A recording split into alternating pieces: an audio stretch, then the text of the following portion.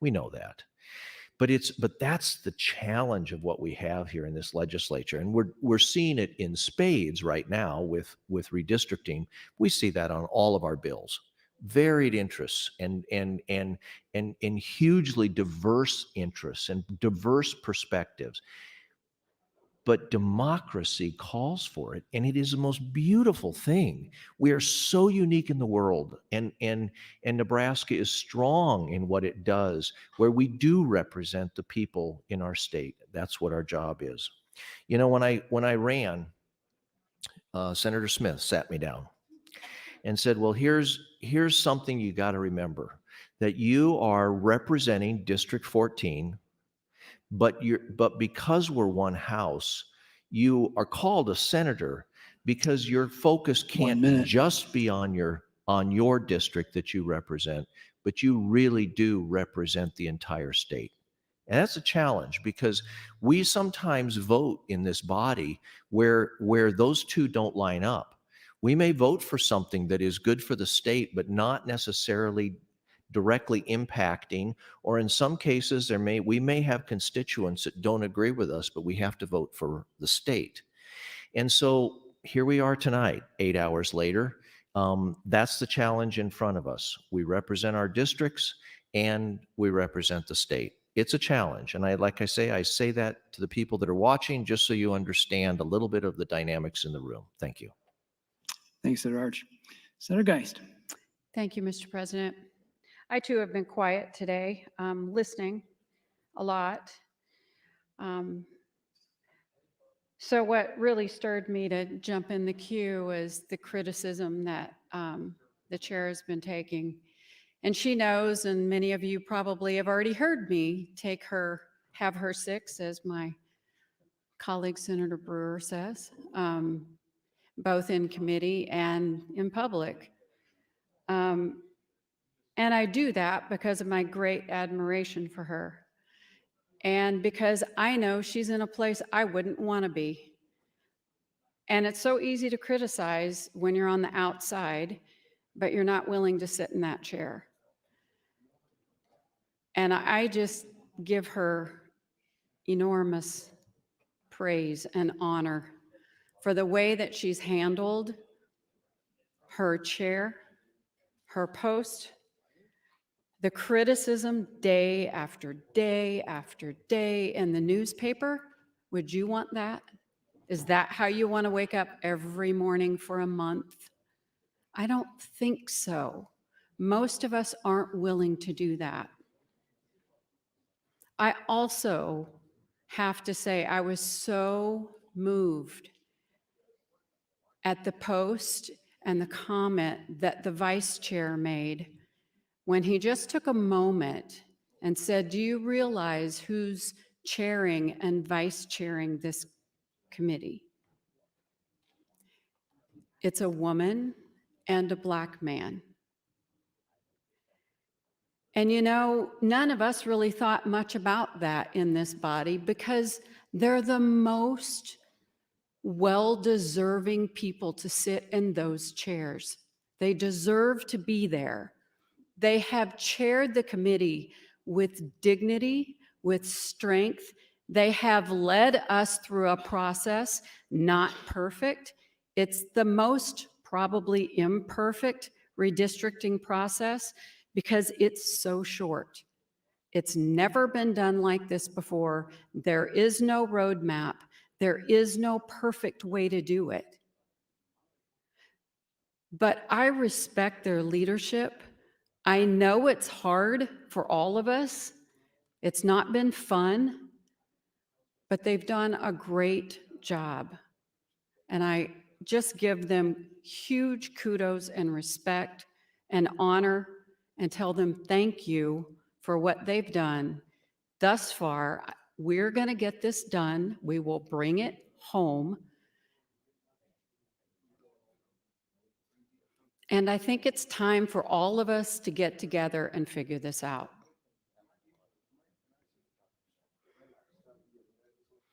I think, how much time do I have left? 1 minute 50. Oh, I'm going to take it. I know many of you have probably heard this, but it reminds me of the leadership that we've watched. And it's called The Man in the Arena by Theodore Roosevelt. And I know you've probably heard it, but I want to read it because I like it. It's not the critic who counts, not the man who points out how the strong man stumbles, or where the doer of deeds could have done them better. The credit belongs to the man who is actually in the arena, whose face is marred by dust and sweat and blood, who strives valiantly, who errs, who comes short again and again, because there's no effort without error and shortcoming. 1 minute. But who does actually strive to do the deeds? Who knows great enthusiasms, the great devotions? Who spends himself in a worthy cause? And who at the best knows in the end the triumph of high achievement? And who at worst, if he fails, at least he fails while daring greatly, so that his place shall never be with those cold and timid souls who know neither victory nor defeat. Thank you, Mr. President. Thank you, Senator Geist. And Senator Panz Brooks.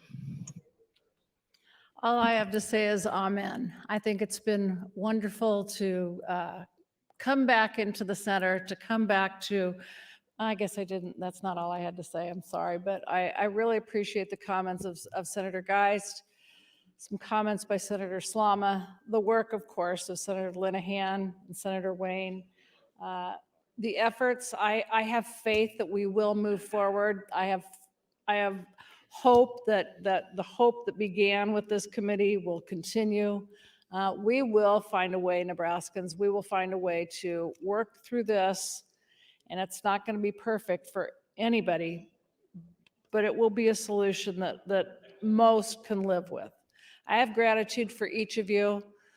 I hope that we can remember that we're all here attempting to do the work of Nebraskans. And thank you for this evening.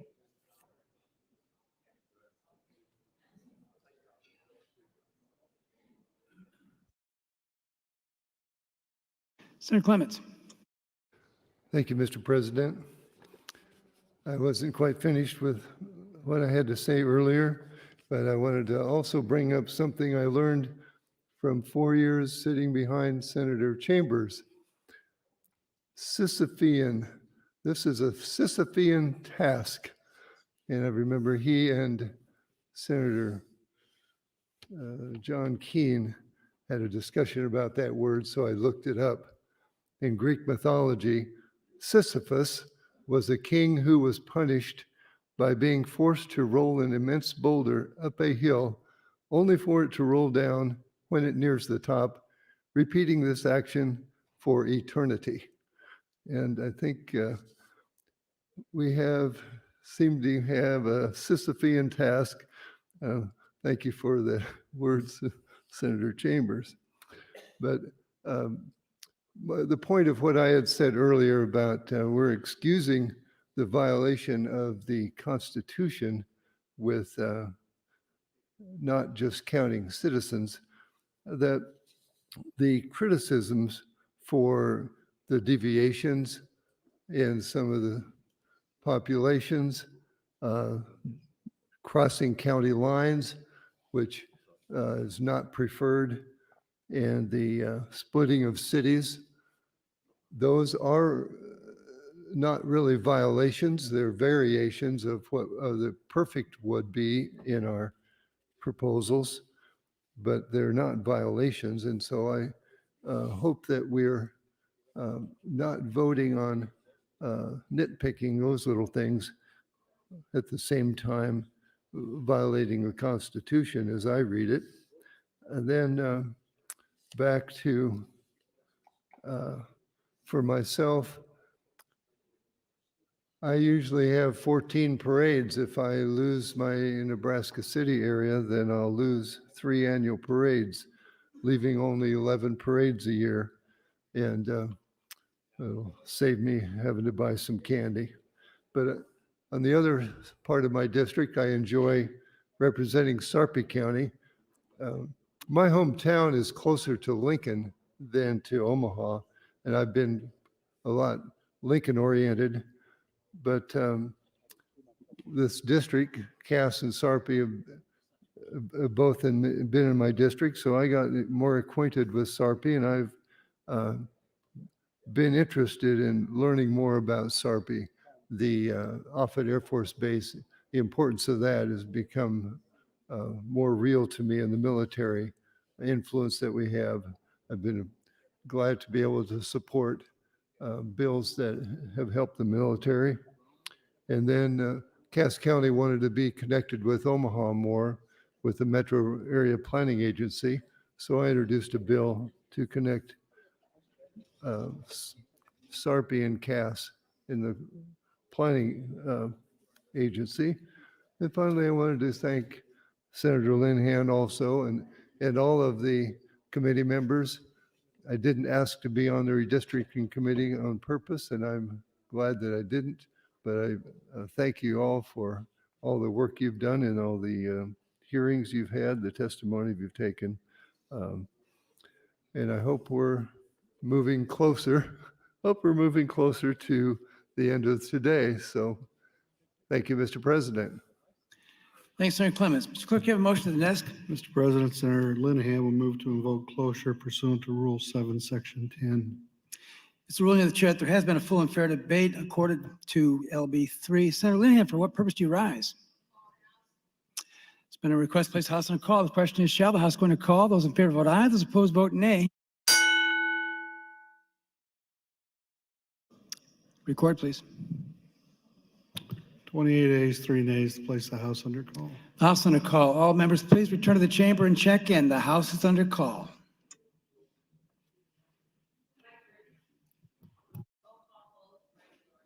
Thank you, Senator Linehan.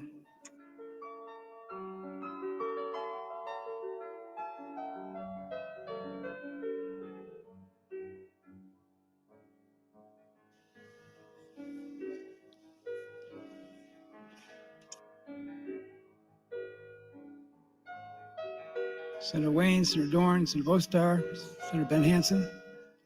Please check in.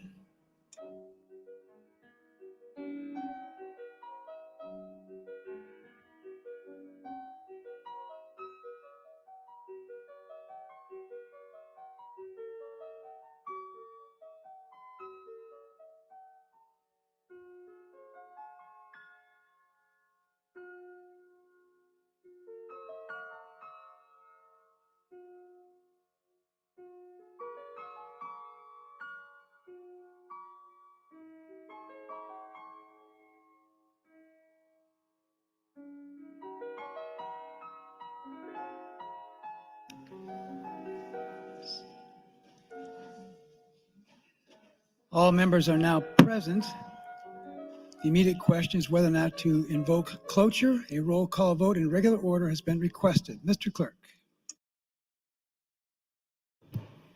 Senator Aguilar, voting yes. Senator Albright, voting yes. Senator Arch, voting yes. Senator Blood, voting no. Senator Bostar, voting no. Senator Bostelman, voting yes. Senator Brandt, voting yes. Senator Brewer, voting yes. Senator Breesy, voting yes. Senator John Kavanaugh, voting no. Senator Michaela Kavanaugh, voting no. Senator Clements, voting yes. Senator Day, voting no. Senator DeBoer, voting no. Senator Dorn, voting yes. Senator Erdman, voting yes. Senator Flood, voting yes. Senator Friesen, voting yes. Senator Geist, voting yes. Senator Gregert, voting yes. Senator Groney, voting yes. Senator Holleran, voting yes. Senator Ben Hansen, voting yes. Senator Matt Hansen, voting no. Senator Hilgers, voting yes. Senator Hickelman, not voting Senator Hughes, voting yes. Senator Hunt, voting no. Senator Coulterman, not voting Senator Lathrop, voting no. Senator Lindstrom, voting yes. Senator Linehan, voting yes. Senator Lowe, voting yes. Senator McAllister, voting no. Senator McDonald, voting no. Senator McKinney, voting no. Senator Moorfeld, voting no. Senator Moser, voting yes. Senator Merman, voting yes. Senator Pauls, not voting Senator Panz Brooks, voting no. Senator Sanders, voting yes. Senator Slama, voting yes. Senator Stinner, not voting Senator Vargas, voting no. Senator Walls, voting no. Senator Wayne, voting no. Senator Williams, voting yes. Senator Wishart, voting no. 27 A's, 27 A's, 18 A's, Mr. President, to invoke closure. The motion is not successful. I raise the call. Items for the record, please. I have nothing. I have a priority motion that the body adjourn until Tuesday, September 21st at 9:00 a.m. Members, you heard the motion to adjourn. Those in favor say aye. Those opposed say nay. We are adjourned.